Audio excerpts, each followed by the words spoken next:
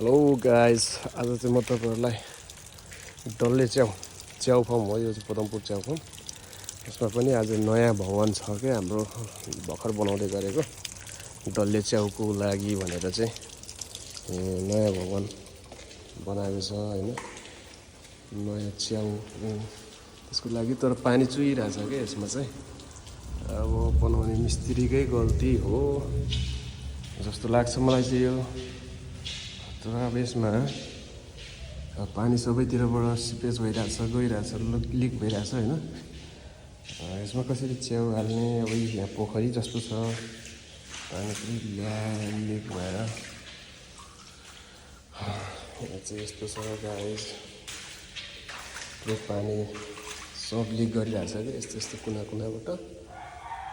यसमा चाहिँ डल्ले च्याउ हाल्ने भनेर बनाएको हो, बनाउन पाएको छैन, पुरानो हुन्छ कि क्या जस्तो रहेछ। ल यस्तै छ गाइस, कृषि नयाँ कृषि गरौँ भनेको यस्तो छ ताल।